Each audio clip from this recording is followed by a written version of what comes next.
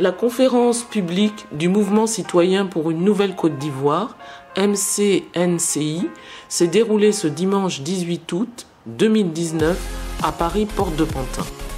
Le Mouvement citoyen pour une nouvelle Côte d'Ivoire, dont le slogan est « Vérité, repentance, réconciliation et réparation », avec pour oratrice sa présidente Madame la ministre Geneviève Yobou-Bro-Grébé, a tenu une conférence publique à la salle de l'église Sainte-Claire de Paris, Porte de Pantin, ce dimanche. Cette rencontre, qui a débuté à 14 h, avait pour thème la paix pour la réconciliation et la mutation des mentalités. Cette conférence débat était modérée par Madame Annie Tchellet. Retenons que dans le cadre de sa tournée européenne, Madame la ministre était le samedi 10 août 2019 à Turin, en Italie, avant l'étape de Paris.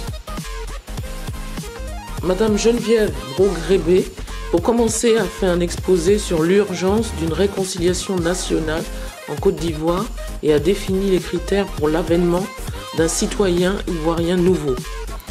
Madame la présidente Geneviève Bro-Grébé profite à la fin de son exposé pour lancer un message fort au gouvernement du président Alassane Ouattara, afin de lui demander une fois de plus d'ouvrir des discussions franches et fraternelles entre tous les fils et les filles de la Côte d'Ivoire pour une réconciliation véritable et une CEI crédible avant la présidentielle de 2020.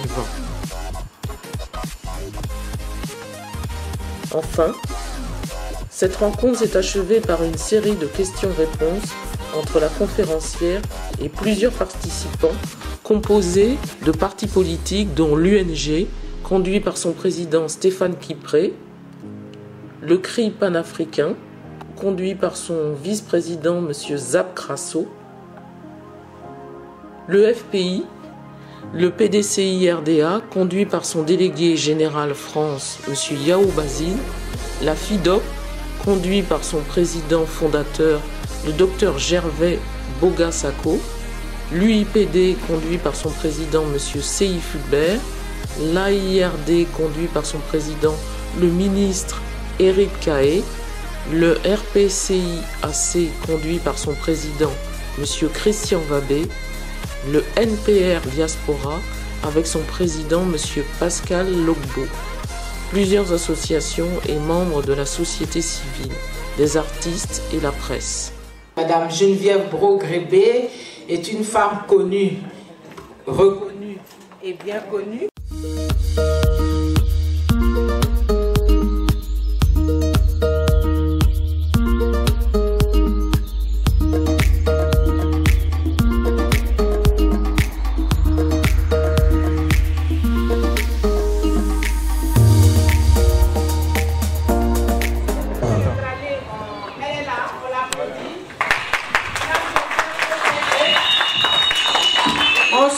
Pour l'applaudir, Madame Geneviève Bro-Grébé qui salue maintenant toutes les personnalités au premier plan, au premier rang et à tous les rangs. Elle va faire le tour de la salle. Hein. Voilà. Elle a salué Madame Christine Zekou. Nous parlons de paix, elle est avec monsieur le ministre Eric Kaé maintenant.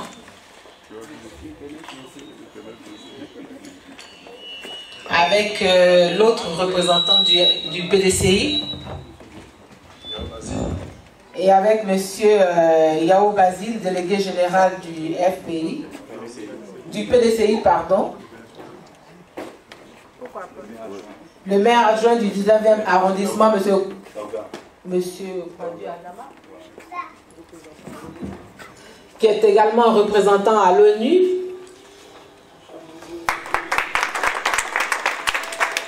Par là, Madame le ministre.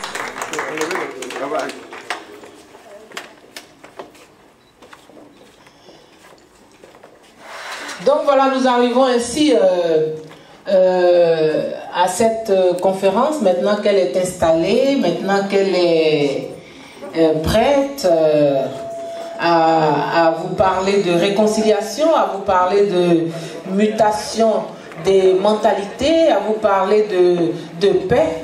De passer le micro, la parole à Madame le ministre Geneviève Braud-Grébé, j'aimerais, à sa demande, que nous entamions l'hymne national de notre pays. Si vous voulez bien vous lever, s'il vous plaît. Merci. Tous rassemblés pour ta gloire, te bâtirons dans le bonheur. Les citoyens, le pays nous appelle. Si nous avons dans la paix ramené la liberté, notre devoir sera d'être un modèle de l'espérance promise à l'humanité. Forgeons unis dans la foi nouvelle, la patrie de la vraie fraternité. Merci Serge, merci à toute l'assistance. C'est vrai que cette hymne la donne un peu la chair de poule chaque fois, ça fait penser à beaucoup de choses. Bonsoir Michel Baron.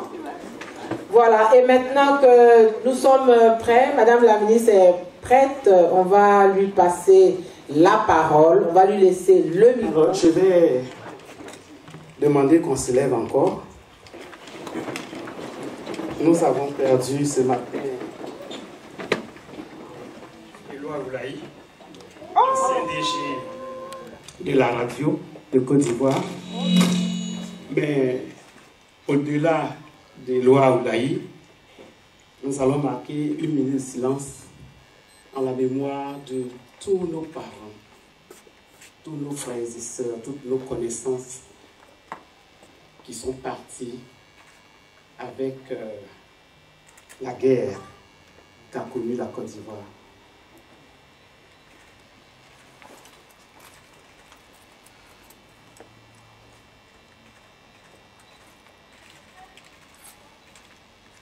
Merci. Alors, la paix par la réconciliation et la mutation des mentalités, Madame le ministre Geneviève Braud-Grébé, nous sommes toutes oui et nous vous écoutons développer ce grand thème. Merci. Merci bien, je suis très heureuse de voir autant de monde cet après-midi. Aujourd'hui, c'était dimanche. Il y a eu les différents cultes, mais vous avez tenu à être là parmi nous. Je voudrais vous saluer. Je salue chacun d'entre vous. Je vous salue tous. Je vois, monsieur le ministre, mon éternel fiancé. Nous sommes fiancés depuis 2000. Nous ne sommes pas encore mariés. Monsieur le président de l'UNG, messieurs les représentants, mesdames, messieurs les représentants du PDCI, mesdames, messieurs les représentants du FPI, messieurs, mesdames, les présidents d'associations, il y en a beaucoup qui sont venus. Je ne pourrais pas citer tout le monde. Maîtres, en tout cas, je vois beaucoup de gens, beaucoup de personnalités qui sont là. Soyez salués. Au nom du mouvement citoyen pour une nouvelle Côte d'Ivoire, MCNCI, je voudrais vous adresser donc mes chaleureuses salutations. Mais je voudrais saluer de façon spéciale tous nos frères, toutes nos sœurs qui sont en exil dans ce pays, qui sont contraints à l'exil. Professeur Balobi, soyez salué.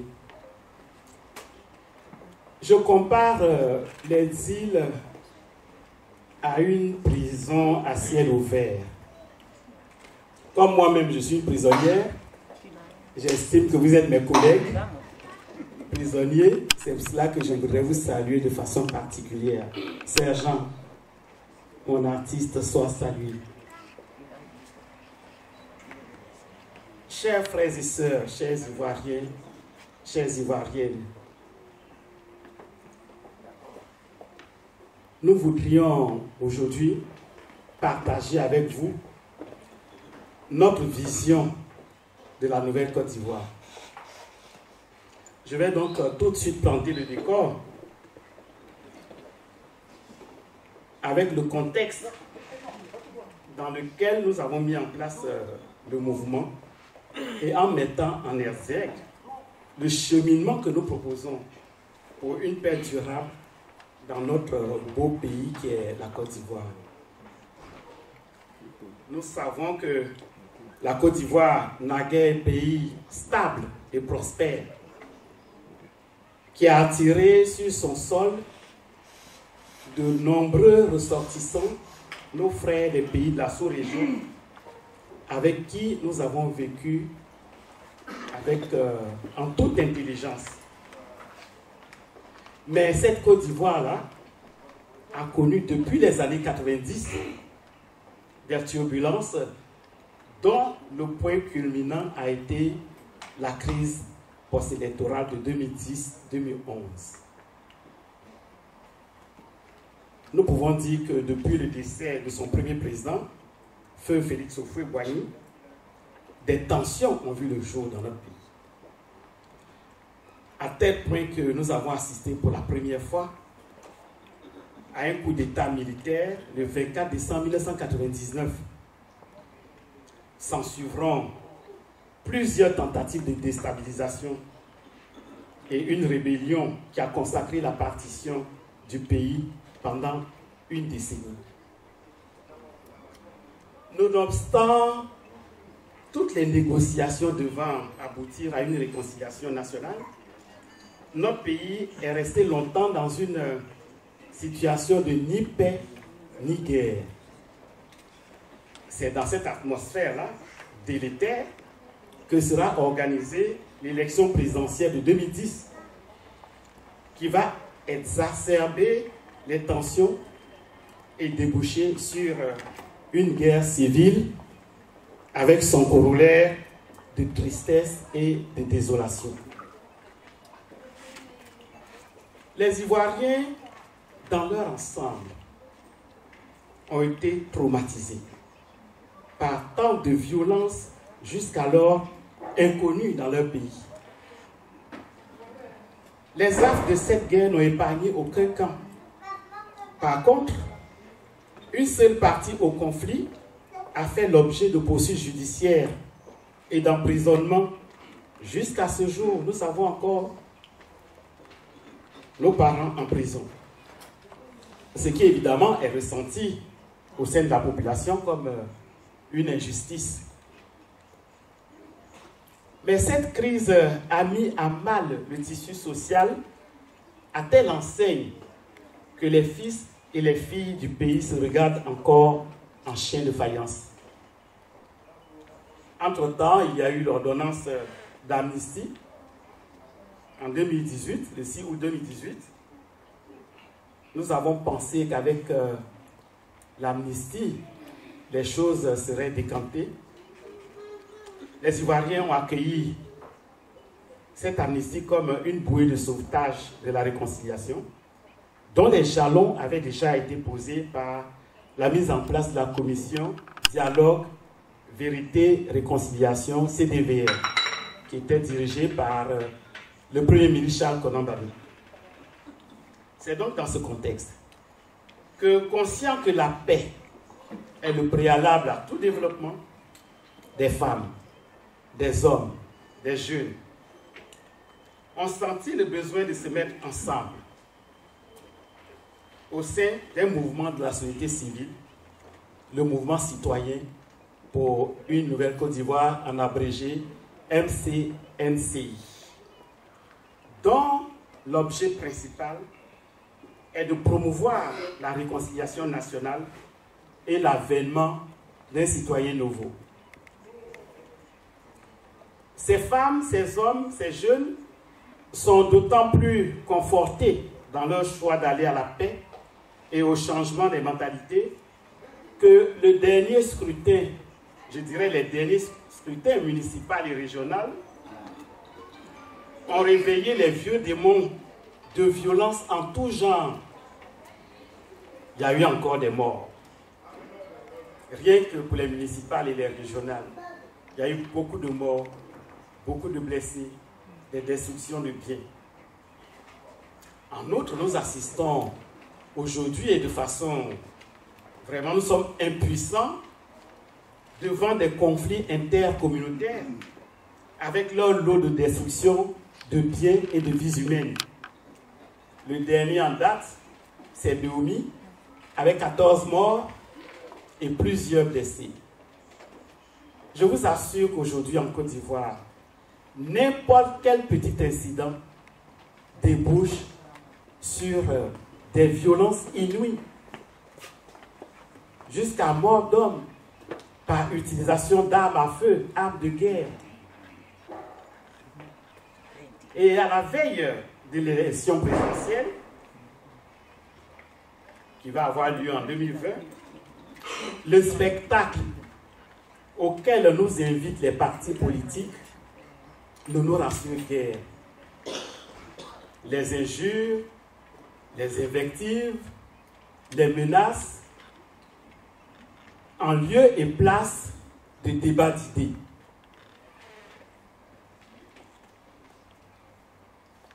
Tout cela nous interpelle, tous autant que nous sommes, vous qui êtes ici, nous qui sommes là-bas. Les tensions sont réelles, même entre les alliés d'hier. C'est ça qui nous inquiète le plus. Et ces tensions-là, nous pensons qu'elles ont atteint leur paroxysme. Mais tout cela est possible parce que l'abcès des crises à répétition n'est pas crevé. Si vous avez une plaie, qu'elle n'est pas bien nettoyée, elle n'est pas bien soignée, elle se transforme en gangrène. Alors, on se couvre les yeux, on dit tout va bien. Non, tout ne va pas bien.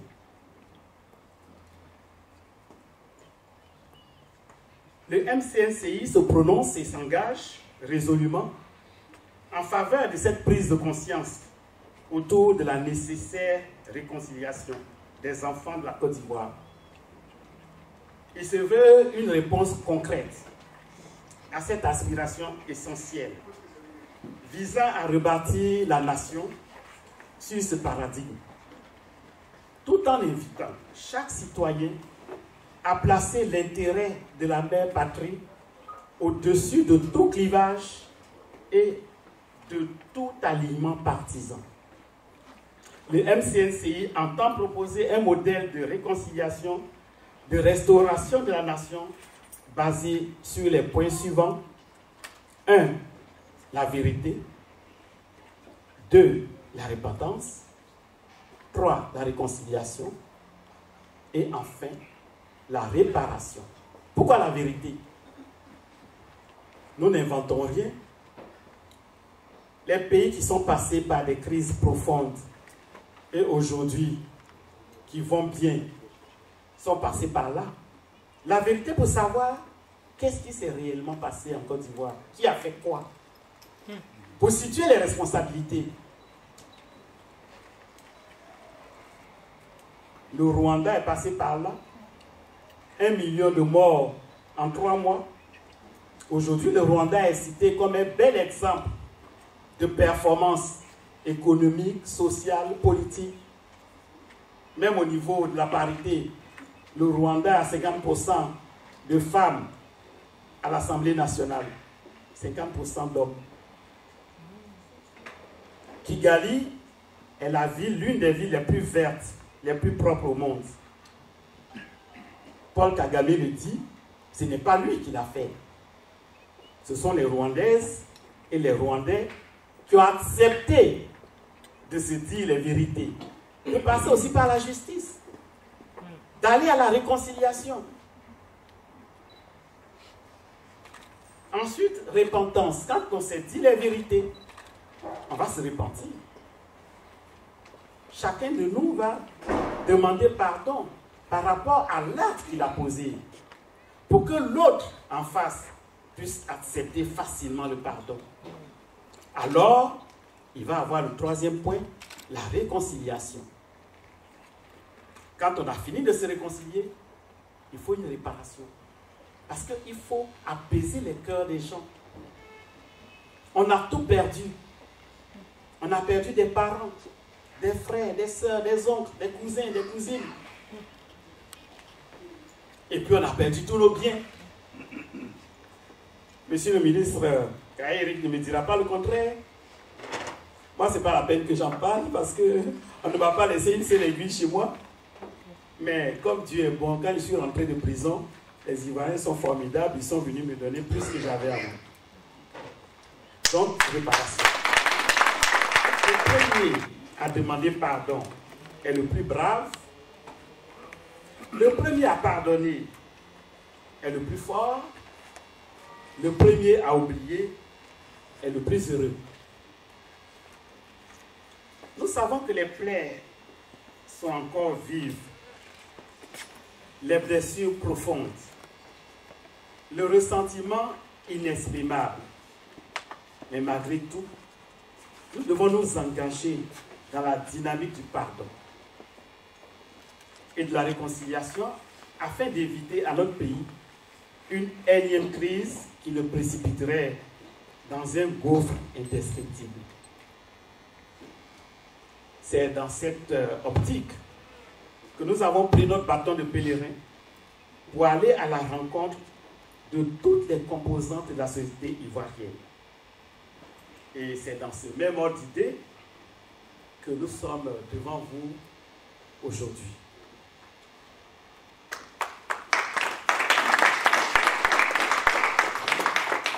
Car bien qu'en dehors de la Côte d'Ivoire, bien qu'en dehors du pays, vous avez vos intérêts, vous avez vos parents. Il y en a parmi vous, vous avez de l'influence sur vos familles. Il était bon qu'on vienne vers vous pour parler avec vous. C'est ensemble que nous devons mener ce combat de la recherche de la paix, sans laquelle, on le sait, aucun développement n'est possible.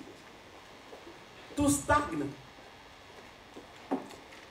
Vous êtes ici, bien sûr, aujourd'hui il y a les réseaux sociaux. Vous savez peut-être tout ce qui se passe en Côte d'Ivoire, mais vous ne connaissez pas les détails. Des gens qui meurent comme des mouches, des gens qui meurent parce qu'ils ont eu une ordonnance de 1000 francs, ils n'ont pas 1000 francs pour payer.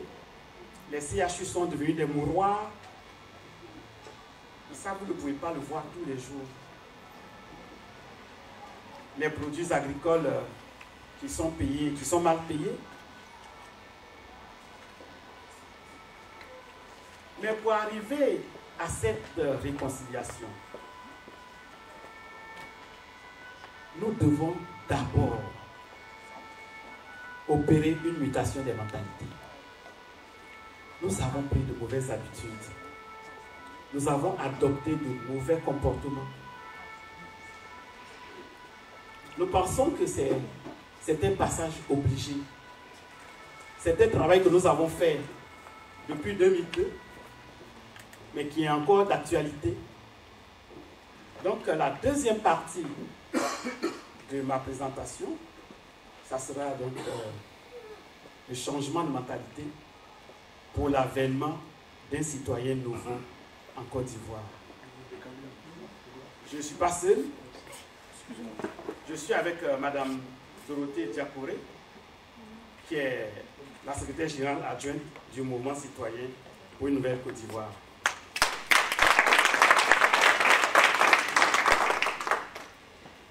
Donc, nous allons changer de place pour pouvoir présenter la suite de mon intervention. Je vous remercie. Des images pour illustrer la mutation des mentalités, et nous allons avoir droit, voilà, à une séance par PowerPoint. Alors, j'ai fait la première partie du thème, la paix par la réconciliation et la mutation des mentalités. Alors, ici, c'est moi. Qui reconnaît cet endroit? connaît cet endroit? Personne, non, vous connaissez. Si vous reconnaissez cet endroit, vous devez savoir d'où je viens, quoi. Bruxelles. Mankenpis. Ah, Belgique. Donc, je viens de chez le patron. J'arrive de chez le patron, c'est pour vous dire ça, c'est tout. Donc, c'est moi qui fais la présentation, je viens Hugo Brogrébé. Nous allons parler du profil du citoyen nouveau, pour dire que depuis 1990, notre pays est traversé par des crises à répétition, et que nous pensons que cela résulte d'une rupture d'équilibre à 5 niveaux. C'est-à-dire que nous avons fait le diagnostic de la société ivoirienne. Sans complaisance, nous avons pris un miroir, nous nous sommes regardés nous-mêmes, dire et comment nous voulons changer, en commençant par nous-mêmes. Nous ne sommes pas des objecteurs de conscience, nous-mêmes nous voulons changer. Voilà. Au niveau politique et social, au niveau économique, et puis au niveau de l'espace de vie et de l'environnement. Alors, on va vous expliquer ce que nous appelons rupture de l'équilibre culturel. Nous pensons que nous n'avons plus de repères. Nous avons une crise d'identité, nous avons un effritement de nos valeurs ancestrales. Or, la culture est le ciment qui lie un peuple. Merci. Si nous jetons par la fenêtre nos valeurs culturelles, si nous ne faisons pas la promotion de nos valeurs culturelles, nous ne savons pas qui nous sommes. Nous ne sommes pas français, nous ne sommes pas ivoiriens, et puis nous sommes au milieu.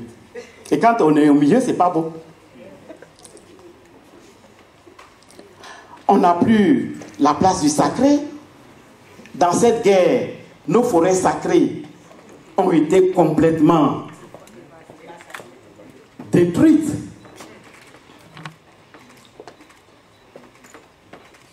Dans la culture, nous n'avons pas de langue. Nous sommes les seuls au monde.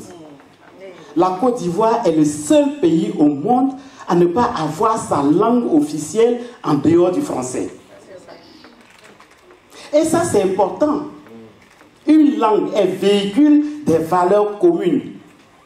Nous n'avons pas de langue.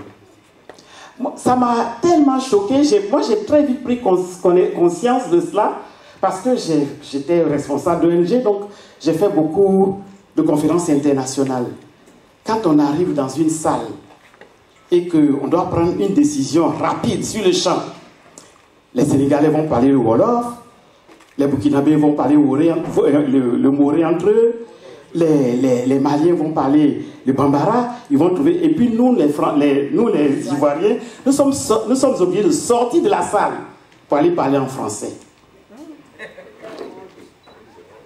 Mais quand on ne se comprend pas, on ne peut pas s'entendre. On ne se comprend pas. On n'a pas de langue.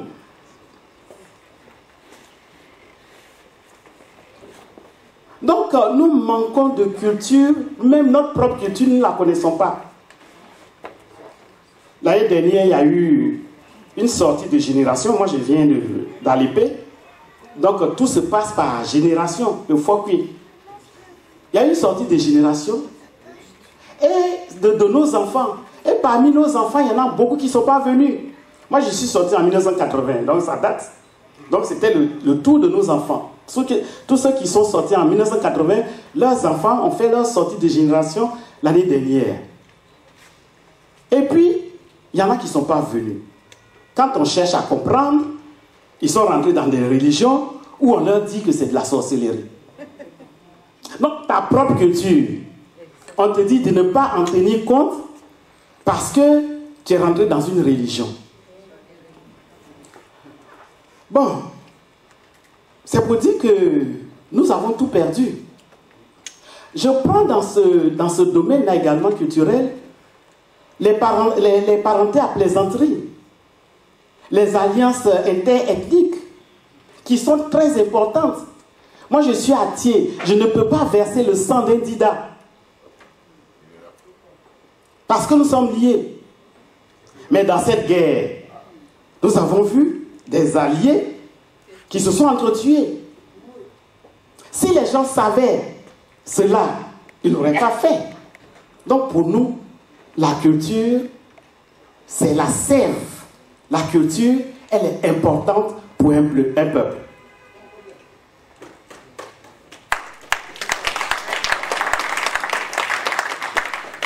Nous avons la rupture de l'équilibre moral et spirituel.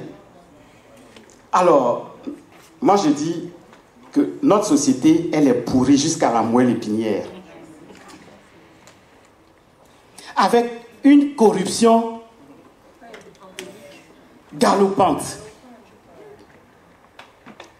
Nous faisons aujourd'hui la promotion de la médiocrité. Excusez-moi. La promotion de la médiocrité.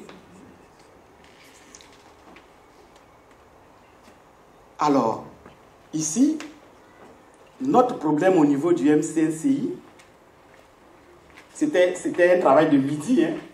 Aujourd'hui, c'est MCNCI, ceux qui ont connu midi, Mouvement ivoirien pour la défense des institutions. Voici le problème de la Côte d'Ivoire. Le premier problème de la Côte d'Ivoire, c'est ça. L'argent. L'argent facile, l'argent rapide, l'argent mal gagné. Or, dans la Bible, il est dit, tu gagneras ton pain à la sueur de ton front. Quand tu ne gagnes pas ton pain à la sueur de ton front, cet argent-là, c'est du poison pour toi. C'est une malédiction. Et c'est ça qui est notre problème en Côte d'Ivoire. L'argent. L'argent facile. Donc nous avons... Il y a des gens qui ont été élus, maires ou députés, ou bien indépendants,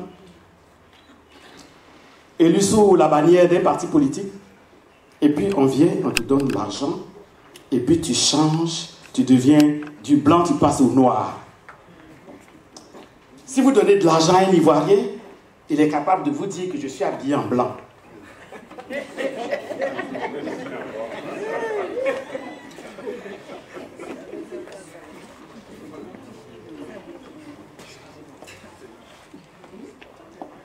La rupture au niveau politique et social, ici encore, c'est grave. Un manque de conscience nationale et patriotique. Un manque de conscience nationale et patriotique. Détenu par les agones, donc là où on est, c'est eux qui détiennent les clés de notre pouvoir. C'est eux qui disent qui est bon pour gérer la Côte d'Ivoire. Tant qu'ils n'ont pas donné leur feu vert, quand tu arrives, on te cherche les poux dans les cheveux, même quand tu n'as pas de cheveux. On a vu le cas du président Gbagbo. Nous avons une élite politique, nous pensons, qui présente des caractères qui sont dépourvus d'imagination créatrice. Nous sommes à la veille de 2020, année d'élection. Nous n'avons pas encore vu un projet de société, un programme de gouvernement. C'est les injures, les invectives, les menaces. On n'a pas encore lu à quel moment, nous sommes à quelques mois, à quel moment nous allons lire le programme de gouvernement des partis politiques. Mais on est dans d'autres débats. Donc les gens viennent à la politique, c'est pas parce qu'ils ont un idéal à nous proposer, parce qu'ils sont focalisés sur un enrichissement personnel, par tous les moyens. Il n'y a pas de morale. On est dans le tribalisme, l'achat des consciences, on est même coupé de la base. Donc au niveau social, nous avons une dislocation du tissu social. Notre système éducatif, il est peu performant, même c'est bien, c'est beaucoup dit peu performant. Les enfants aujourd'hui vont à l'école, ils avancent. Il y en a qui ne savent même pas écrire leur nom, ils vont au CM2, ils passent en 6e, et puis ils font 2 ans en 6e, on les renvoie, ils viennent tous s'asseoir à la maison.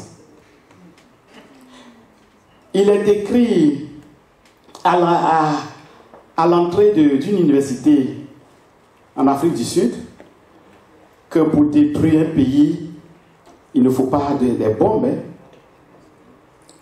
Il faut détruire le système éducatif.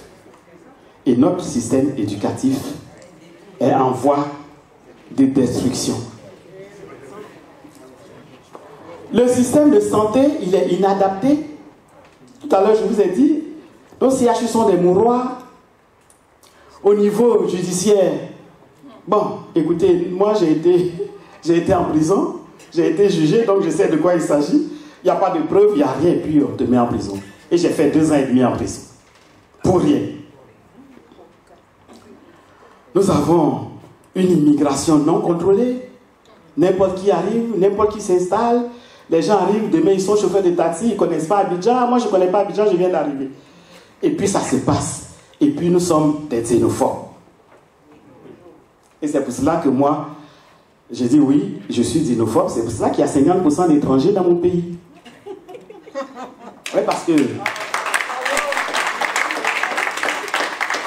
Mais malheureusement, il y a une faible participation des Ivoiriens dans le tissu économique. Nous n'existons pas. Même notre Attiéké est aux mains des Nigériens. Mais le dire, ce n'est pas être xénophobe. On a une économie extravertie qui est dominée par les multinationales. Elle est essentiellement basée sur l'agriculture qui a eu un faible taux de valeur ajoutée. Et tous les leviers de l'économie dominés par les intérêts étrangers, depuis la production jusqu'à la consommation, le financement. Mais les Ivoiriens qui sont dans le tissu économique, en général, c'est vraiment de façon informelle. Mais personne ne nous a arraché ce secteur. On ne nous l'a pas arraché. Nous pensons que c'est nous-mêmes. Nous pensons que c'est nous-mêmes. Donc il y a une faible prise de conscience de l'enjeu national. Et puis, dans l'économie, nous avons mis le temps, parce que les Américains disent « time is money ». Mauvaise gestion du temps. Alors, je vais m'attarder un peu là-dessus. Si vous gaspillez le temps, c'est de l'argent qu'on gaspille. Qu'est-ce qui nous fait gaspiller le temps aujourd'hui en Côte d'Ivoire? D'abord, on ne respecte pas le temps, on ne respecte pas l'heure. On a été obligé de mettre ici 14 heures aujourd'hui, cette réunion. Alors qu'on aurait pu dire 16 heures et puis commencer à 16 heures. Mais on me dit, si on met 16 heures, ils vont venir à 18 heures. Mais vous venez ici. Vous venez ici avec nos mauvaises habitudes. Il faut qu'on change. Il faut qu'on change. Ça doit changer, il faut revenir sur le temps.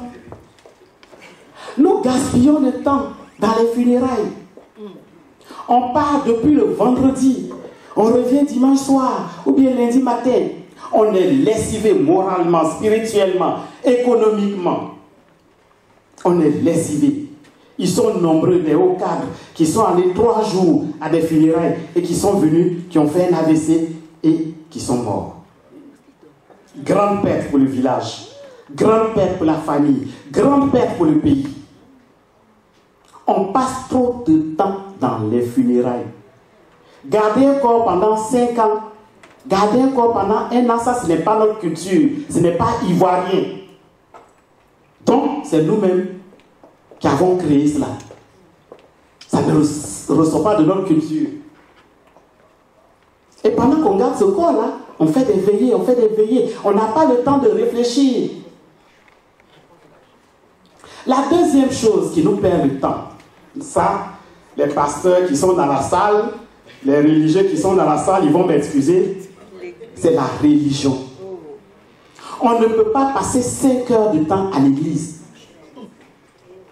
Mais à quel moment je m'occupe de mon mari? À quel moment je m'occupe de ma femme? À quel moment je m'occupe de mes enfants? Si je travaille, vous alignez plusieurs boulots, vous êtes fatigué. Le jour où vous devez rester en famille, vous êtes à l'église pendant 5 heures de temps. Dieu n'a pas dit ça. Moi, je suis catholique. Au Vatican, la messe dure 45 minutes.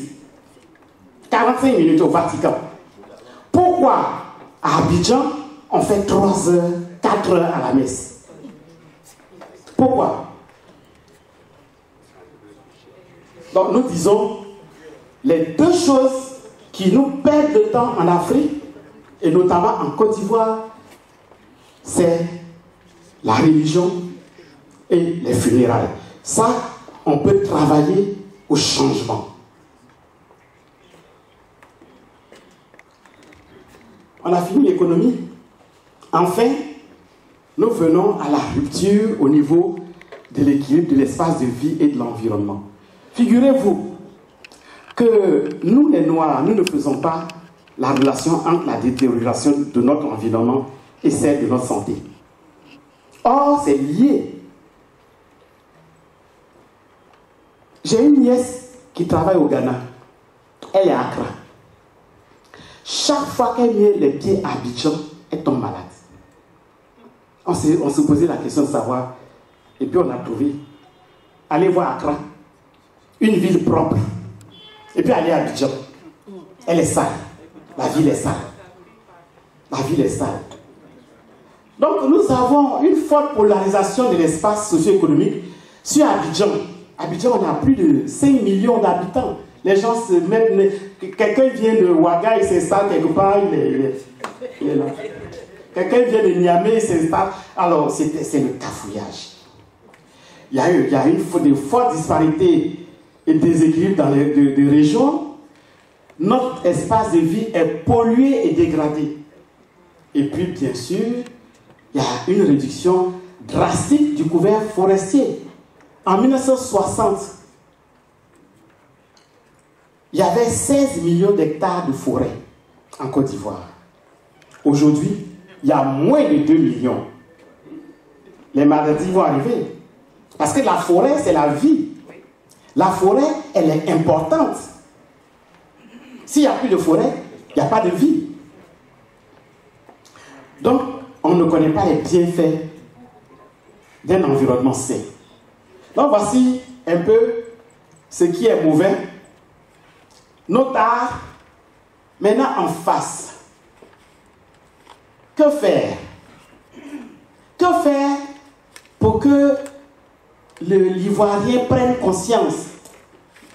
Nous disons que ce qui menace nos sociétés, ce qui menace nos pays africains, c'est pas seulement les guerres, les coups d'État, mais c'est ce qu'il y a en nous-mêmes, notre comportement. Donc nous pensons que dans l'immédiat, le problème majeur à résoudre, c'est comment réensemencer et entretenir les valeurs, toutes les valeurs que nous avons perdues dans notre société. C'est ça qui va faire de nous une société équilibrée. La suite. Le citoyen nouveau, en 12 points, nous disons qu'il est midi. Aujourd'hui, il est midi. Le soleil est au zénith et l'Ivoirien est réveillé pour prendre en main son propre destin. Et pour cela, le citoyen nouveau, il est patriote. Je vous donnerai toutes les définitions tout à l'heure. Le citoyen nouveau possède un sens élevé de l'État. En 3, le citoyen nouveau adhère aux principes démocratiques universels. En 4, le citoyen nouveau recherche l'excellence en tout et à tous les niveaux. En 5, le citoyen nouveau cultive les valeurs éthiques, morales et spirituelles. 6e, le citoyen nouveau est un homme de culture. 7, le citoyen nouveau est soucieux de la protection de l'environnement et de son cadre de vie avec art et talent. 9, le citoyen nouveau pratique la mystique du travail. 10, le citoyen nouveau est créateur de richesses. 11, le citoyen nouveau franchit le fossé numérique, sait communiquer et s'ouvre au monde. Et enfin, 12e, nous disons que le citoyen nouveau est une semence d'espérance. Donc, on va passer maintenant.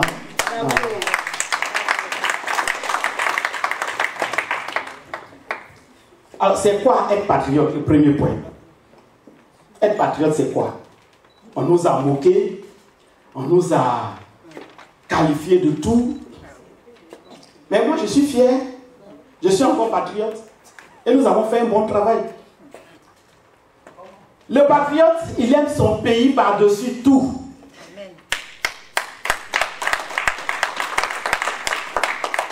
Il place l'intérêt de son pays au-dessus de toute considération politique et partisane. Parce que s'il n'y a pas de Côte d'Ivoire, il n'y a pas de parti politique.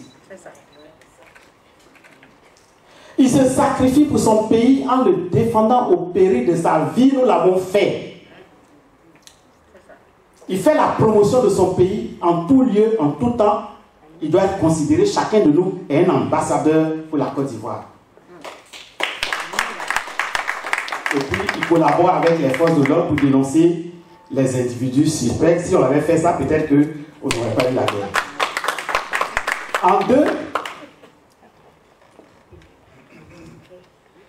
il possède un sens élevé de l'État. Ça veut dire quoi? Voilà. Il faut défendre les lois, la Constitution. La Constitution, là, c'est notre... Bon, comme on est dimanche, je n'ai pas dit fétiche. C'est notre boussole. On ne peut pas jouer avec. On ne peut pas jouer avec la Constitution. Il faut la respecter, il faut la défendre. Le citoyen nouveau reconnaît et affirme la souveraineté de l'État et s'engage au respect de ses institutions.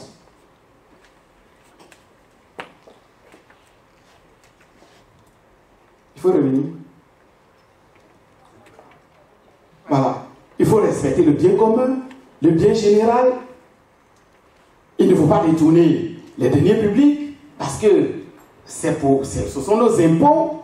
Figurez-vous qu'en Côte d'Ivoire, les gens ne savent pas que c'est pour nous, l'État, que nous tous nous constituons l'État. On dit, mais Bro Grébé, mais elle parle trop, qu'est-ce qu'elle vient, n'a qu'à les laisser? Mais pourquoi elle parle dans leur affaire? Mais quelle affaire? C'est mon affaire, c'est mon pays. Mais oui, je suis propriétaire de la Côte d'Ivoire. Donc les Ivoiriens ne savent pas que l'argent que les gens dépensent là, que c'est leur propre argent, ils ne savent pas. On dit telle personne a l'argent, telle personne est milliardaire. Non, mais personne ne peut développer un pays par ses propres moyens. C'est l'argent de la Côte d'Ivoire, ce sont nos impôts. Donc il faut respecter cela. Il faut respecter la liberté des autres. Il faut respecter l'être humain. L'être humain est sacré. Il faut le respecter. Aujourd'hui, pour un oui, pour un non, on égorge une personne. Ça, c'est du jamais vu en Côte d'Ivoire. Jusqu'à ces dernières années. Égorger un être humain. Égorger un être humain. On vient de, comme disent les enfants, macheter la secrétaire de Sainte-Cécile. Jusqu'à frapper une femme. La découper en menus morceaux. Jusqu'à ce que mort s'en suive. C'est du jamais vu en Côte d'Ivoire.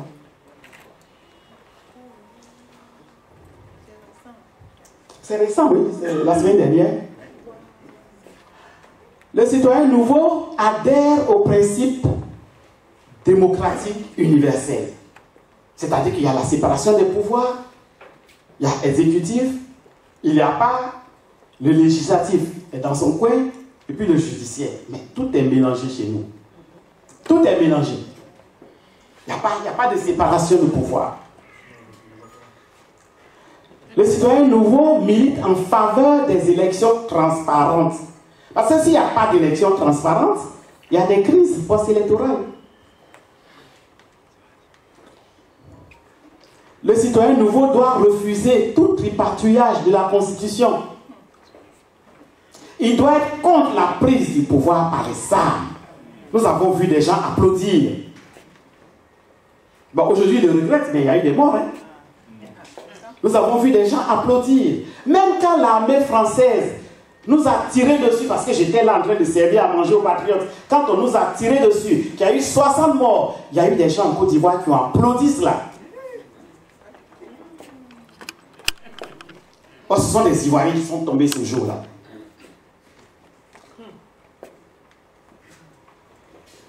Il faut participer aux élections, il faut respecter le choix du peuple, respecter le résultat des urnes, s'il y a des urnes. On ne va pas revenir sur ce qui s'est passé, mais en 2010, il y a des endroits où il n'y avait pas d'urne. On était sous les arbres. Et puis on dit au chef du village, gare à toi s'il y a une seule voix pour quelqu'un d'autre ici. Et puis il y avait les calaches à côté.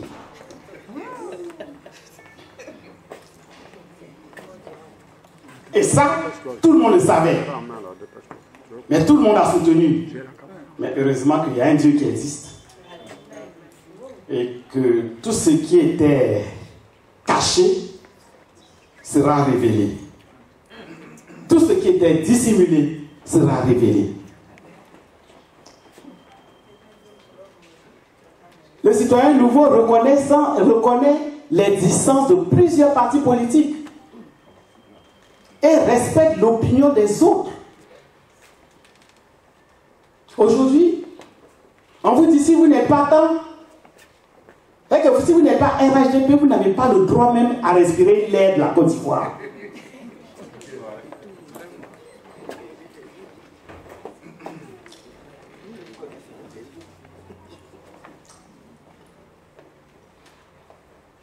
Le citoyen nouveau recherche l'excellence en tout et à tous les niveaux.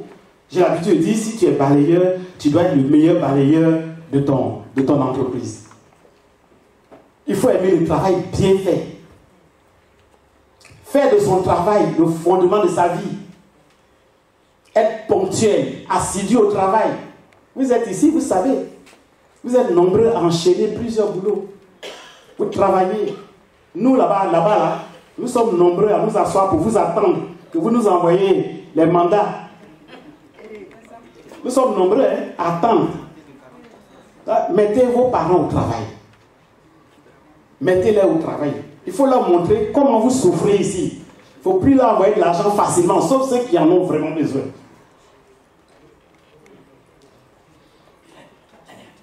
Le citoyen nouveau va lutter contre les détournements et les gaspillages. Refuser la tricherie, la corruption. Quand il y a le concours d'entrée en 6e, vous voyez, l'école est encerclée par les parents. Les parents qui viennent donner de l'argent. Donc ce sont les parents eux-mêmes qui encouragent la tricherie. Viennent donner de l'argent aux examinateurs. Il faut lutter contre le népotisme, le dénigrement, le favoritisme. Il y a plein, tout ce qui est mauvais. Il faut lutter contre cela. On passe au suivant pour ne pas trop allonger la présentation.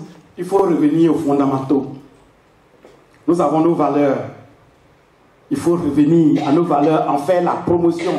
Respecter la vie, la dignité de la personne humaine. Avoir le sens de la responsabilité.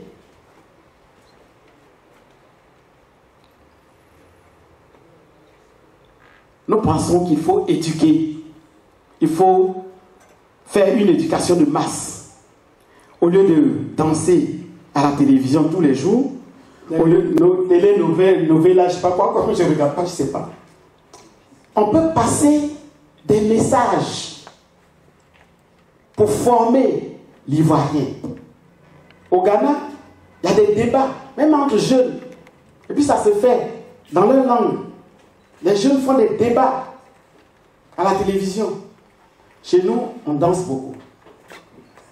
C'est pas une mauvaise chose de danser, c'est bon pour la santé, mais quand même, on ne va pas passer tout le temps à danser. Au suivant. Au suivant.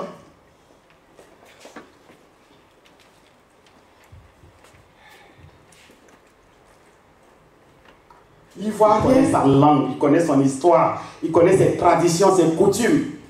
Peut-être qu'on peut penser que ce n'est pas important.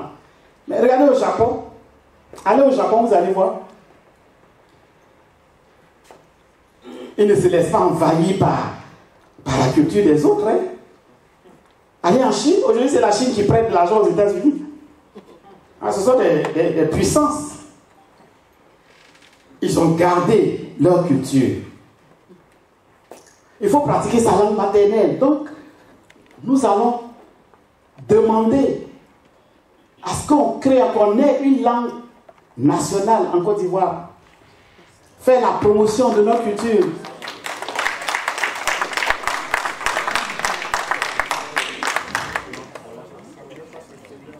Il faut valoriser les alliances interethniques qui constituent le ciment de la cohésion sociale. Ça n'a l'air de rien, les alliances interethniques, on pense que c'est pour rigoler seulement, mais non, c'est profond. On peut valoriser cela. On passe au suivant. 7. On a presque fini. Le citoyen nouveau est soucieux de la protection de l'environnement et de son cadre de vie. Bon, il doit planter des arbres, il doit respecter les lois en la matière, appliquer. Il ne faut pas gêner les autres. Alors, vous avez des quartiers où les gens ne peuvent pas dormir. Parce qu'on prie. Parce qu'on prie. J'ai un ami qui me dit, mais votre Dieu là, il est sourd ou quoi? Parce que quand on prie, c'est le tam-tam, c'est beaucoup de bruit, et les voisins ne peuvent pas se reposer. Et quand tu mets la musique pour toi, mais pas pour tout le quartier. Il ne faut pas gêner les autres, ce sont des nuisances sonores, c'est puni par la loi. Mais on s'en fout. On fait n'importe quoi. On traverse la rue n'importe comment. On jette les papiers, vous voyez, des gros cylindrés, et puis il y a des papiers qui sortent là, sur la chaussée. On salit tout. On ne respecte pas. Il faut respecter les forêts classées.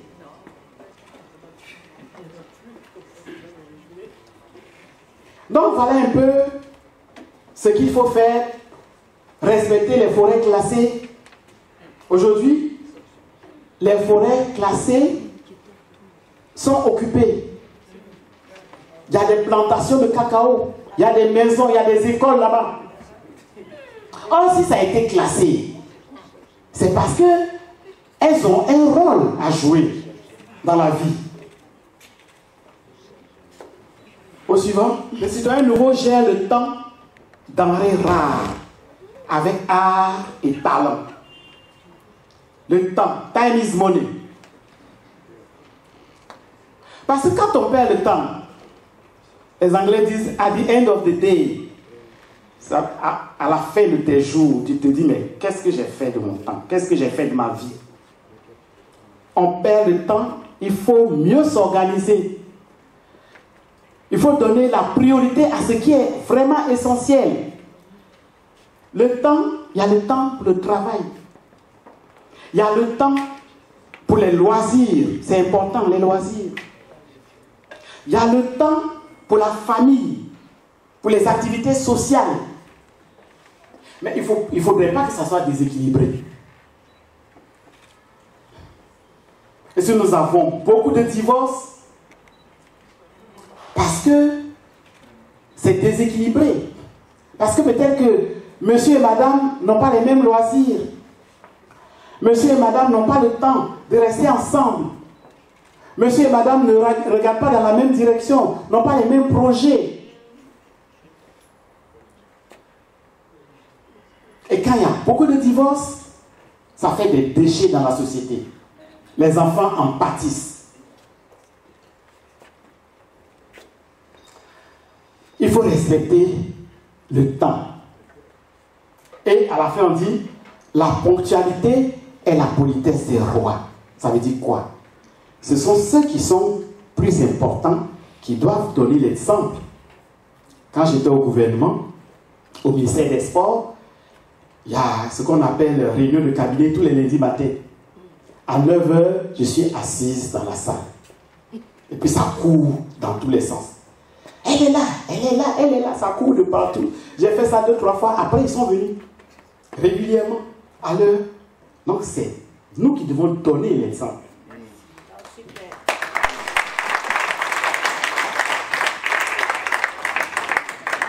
J'ai fait un voyage d'études au Japon pour 2 mois. Le jour de l'arrivée, on nous a donné toutes les polycopies des cours de 2 mois. On avait ça, tout était prêt. On a cours de 8h à 10h, ensuite de 10h à midi. À 8h moins le quart, le prof qui nous prend à 8h, il est là, il prend le café avec nous. À 10h moins le quart, celui qui nous prend à 10h, il est là. Il n'y a pas de retard chez eux. Si tu viens à l'heure, c'est comme si c'est considéré comme un retard. Mais regardez leur niveau de développement. Regardez leur, c'est pour ça qu'on dit time is money. Les citoyens nouveaux pratiquent la mystique du travail pour nous. Nous devons ériger le travail en rang de seconde religion. C'est le travail qui anoblit. Faire de son travail le fondement de sa vie. Aimer son travail, le faire en temps et en qualité. Se battre pour se prendre en charge, ne pas tendre la main. Parce que la main qui donne est toujours au-dessus de celle qui reçoit. Si tu tends la main, c'est lui qui te met la main, il va te commander. C'est pour ça que les Blancs nous commandent. Parce que nous tendons la main. L'Union africaine ne peut pas prendre de décision parce qu'elle est financée à 80% par les Occidentaux. Quelle décision vous pouvez prendre? C'est eux qui viennent vous imposer leurs décisions. Parce que c'est eux qui financent. Il faut lutter contre l'oisiveté, la mère de tous les vices. Nos enfants sont là-bas. Aujourd'hui, il n'y a plus de boulot. Ils sont assis à la maison, ils s'adonnent à la drogue et au kutuku. Et le kutuku est en train de détruire la jeunesse ivoirienne. Participer à l'insertion des jeunes, faire travailler les jeunes, les femmes, les handicapés. C'est-à-dire qu'il faut que l'homme soit au centre de toutes nos réflexions. Alors, vers la fin, le citoyen nouveau est créateur de richesses. Il épargne. Nous n'avons pas d'épargne. L'argent que nous mettons dans les funérailles, nous nous sommes amusés à calculer. L'argent que nous mettons dans les funérailles, ça peut développer nos villages et nos villes. Et puis quand quelqu'un est malade, pourquoi ne pas le soigner et attendre? Dès qu'il meurt, l'argent sort. Mais quand il est malade, il n'y a pas d'argent. Ça, ce n'est pas normal. Il faut changer cela. Il faut investir. Il faut investir. Il faut avoir un esprit d'investissement. Il faut encourager le développement du partenariat.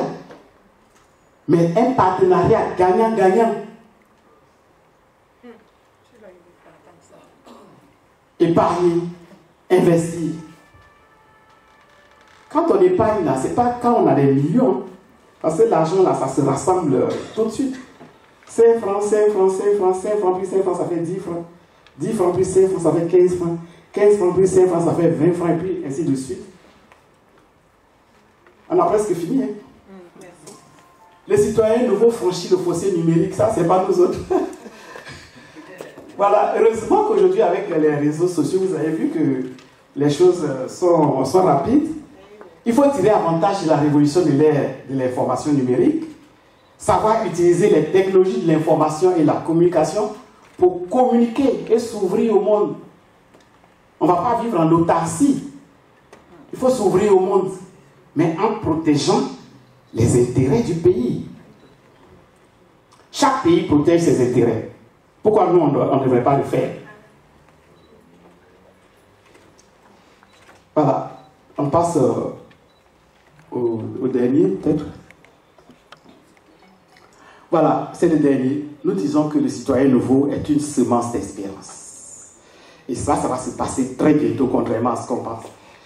Il va transcender les problèmes de personnes, les courants partisans et tribalistes. Le citoyen nouveau ne va pas fonder ses prises de position selon les rumeurs. Ça nous a créé trop de problèmes, les rumeurs. Les rumeurs nous ont créé, même dans cette guerre, les rumeurs nous ont créé trop de problèmes. Ce qu'on n'a pas vu, ce qu'on n'a pas entendu, on le dit. Quand j'ai appelé certaines personnes pour la conférence, je dis, mais à mon propre compte, pardi. Mais nous sommes allés à l'école, nous tous. On est capable de réfléchir par nous-mêmes. Pourquoi voulez-vous que quelqu'un nous envoie? En tout cas, au MCLCI, personne ne nous envoie.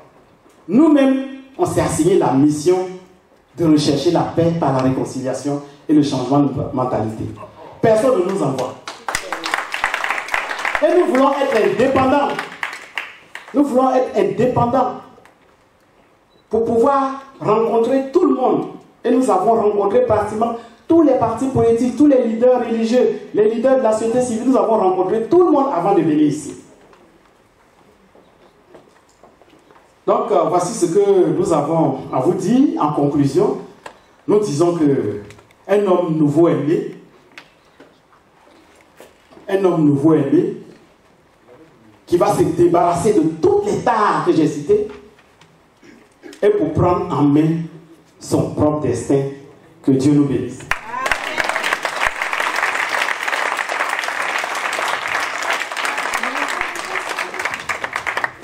On applaudit bien fort. Je vous salue pour votre présence. Merci beaucoup. Serge Kassi, merci d'être là. Toujours là. Hein? Toujours là.